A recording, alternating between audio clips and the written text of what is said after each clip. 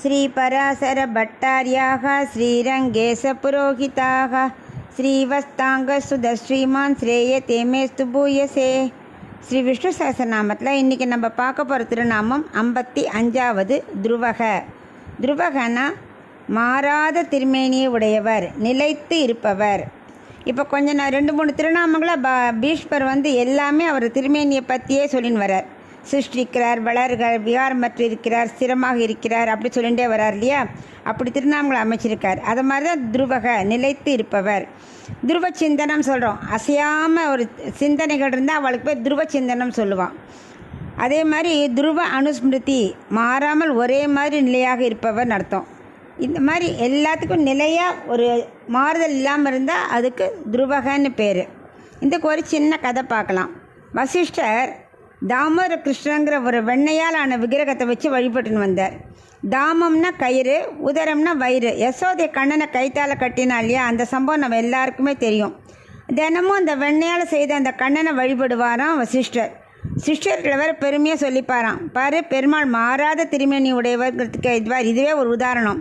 வெண்ணையால் செஞ்ச கண்ணனை பாரு, துளி கூட உருகாமல் அப்படியே இருக்கார் இல்லையா, அதான் மாறாத திருமேனின்னு சொல்லிகிட்டே இருப்பாராம். அந்த கிருஷ்ணனை வழிபடுறதை பார்த்து சிஷ்யர்கள்லாம் ஒரே ஆச்சரியமாக இருக்குமா, எப்படி வெண்ணெய் உருகாமல் இருக்குது அப்படின்னு அவளுக்கு ஒரே ஆச்சரியமா. இப்படி ரொம்ப நாள் ஆச்சு. ஒரு நாள் ஒரு சிறுவன் வந்து டபக்குன்னு அந்த வெண்ணையான விக்கிரகத்தை எடுத்து வாயில் போட்டு முழுங்கிட்டு போயிட்டான். வசிஷ்டர் இதை பார்த்து, ஆகா, நம்ம இது நாள் வரை வழிபட்டு வந்த வெண்ணெய் விக்கிரகத்தை விழுங்கிட்டு ஓடிட்டானேன்னு அவனை சிறுவனை பிடிக்க ஓடி போனார். அவரால் ஓட முடியுமா? அவன் சின்ன பையன், வேகமாக ஓடியாச்சு. வசிஷ்டரால் முடியல. அப்போது அங்கே ஒரு மகிழ் மரம் இருந்தது. அந்த இடத்துல நிறைய ரிஷிகள்லாம் தியானம் பண்ணிட்டு இருந்தா. ஸோ அவர்கிட்ட வசிஷ்டர் சொன்னாராம், நீங்கள் கொஞ்சம் ஹெல்ப் பண்ணுங்களே, அந்த பையனை பிடிங்கோ அப்படின்னாராம். வசிஷ்டர் சொன்ன உடனே அந்த ரிஷிகள் ஓடிப்போய் அந்த பையனை பிடிச்சி மகிழ மரத்தில் கட்டி போட்டாள். கட்டுறச்சே தெரிஞ்சு போச்சு இது வெறும் சிறுவன் இல்லை, சாக்ஷாத் நாராயணன்னு. உடனே அவள் வசிஷ்டரை கிட்டக்க கூட்டு இதை பாருங்கோ, இது யாருன்னு பாருங்கோ அப்படின்னாராம். அவர் பார்த்தா அவருக்கும் தெரிஞ்சு போச்சு இது சாக்ஷாத் ஸ்ரீமன் நாராயணன்னு.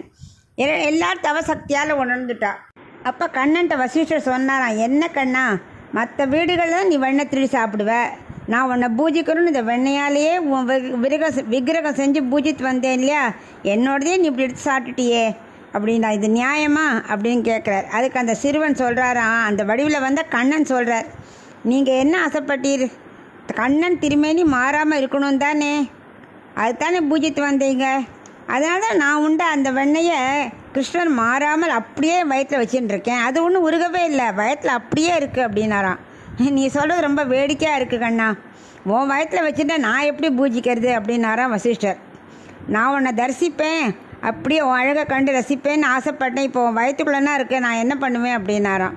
அதுக்கு கண்ணன் சொன்னாராம், நான் உங்களுக்கு இப்போவே காட்சி தரேன் அப்படின்னு சொல்லி 4 புஜங்களோட சங்கு சக்கரதாரியா ஸ்ரீமன் நாராயணனாக காட்சி கொடுத்தாராம்.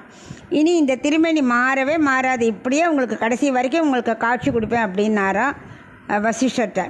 அந்த காட்சியை கொடுத்த திருத்தலம் தான் திருக்கண்ணங்குடி. நாகப்பட்டினத்தை அருகே 108 திவ்ய தேசங்களும் இதுவும் ஒன்று. முன்பு தாமோதரனாக வசிஷ்டர் பூஜை செய்தார் இல்லையா, இப்போ நாராயணனாக காட்சி கொடுத்தார். அதனால தான் அவருக்கு தாமோதர நாராயணனே அந்த பெருமாளுக்கு திருநாமம். இன்றைக்கும் திருக்கண்ணங்குடியில் இப்படியே காட்சி கொடுக்குறார். அதான் துருவக, மாறாத திருமேனியை உடையவர். வசிஷ்டர் வெண்ணெய் கிருஷ்ணனா பூஜை செய்யும் போது உருகாமல் அப்படியே இருந்தார்.